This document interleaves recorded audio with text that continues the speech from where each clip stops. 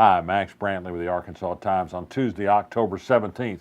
We'll start today with Governor Asa Hutchinson. He had a news conference this morning to say quite clearly that he opposes tapping general revenues to pay for a highway construction program. A lot of people are talking about this.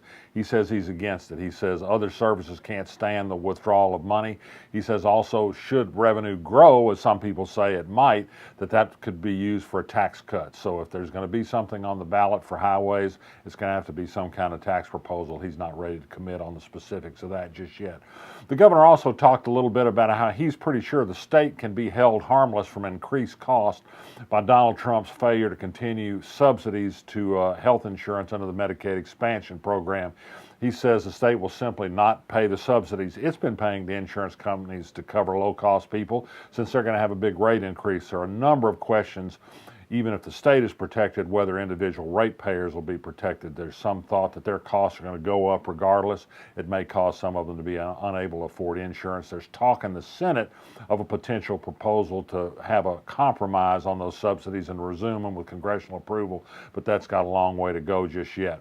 One other little piece of Donald Trump news. Yesterday, he bragged twice during a news conference that he'd gotten an A+ from James Lee Witt for his emergency efforts in hurricane relief. Well, James Lee Witt's famous. He's a former FEMA director, a Little Rock man who now provides private services in disaster relief.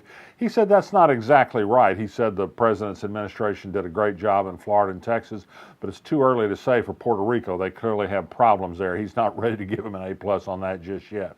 One final small Donald Trump-related item. David Dunn, a former state legislator, now a lobbyist, who had a seat on Donald Trump's Election Integrity Commission, something that's been fairly controversial, died unexpectedly yesterday in Little Rock. He was young. He apparently had had a treatment for heart disease. He was a Democrat on the commission, and he tried to hew to a middle path on a commission that's come under some criticism.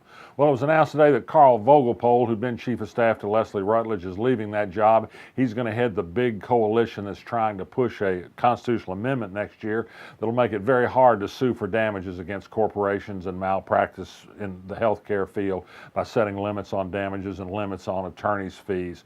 They've already got a pretty good organization underway, haven't started raising money yet, but since doctors, poultry, trucking, Arkansas Chamber of Commerce, and the nursing homes will be behind it, they'll have plenty of money.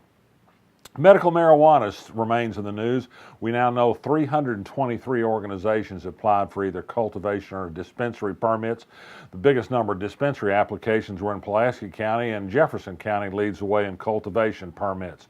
Wendell Griffen, the circuit judge, propensity for making news made some yesterday. He said his staff went to a training session last week on court security and had a former U.S. Marshal who led the class compare Black Lives Matter to a hate group similar to the KKK. He's upset the Black Lives Matter has not called for violence against police officers or anybody else, but it gives you some idea of the police mindset about how they look at black groups.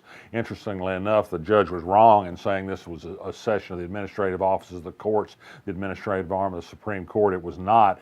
They were, in fact, having a session on Springdale the same day on ways to root out bias on the bench, which is a good thing.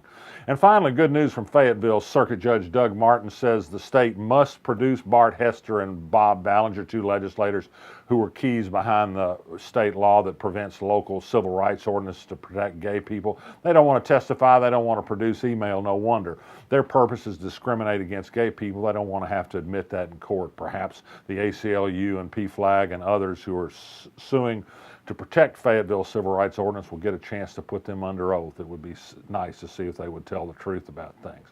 I'm Max Brantley. I hope our battery lasted. Keep resisting. I'll be back tomorrow.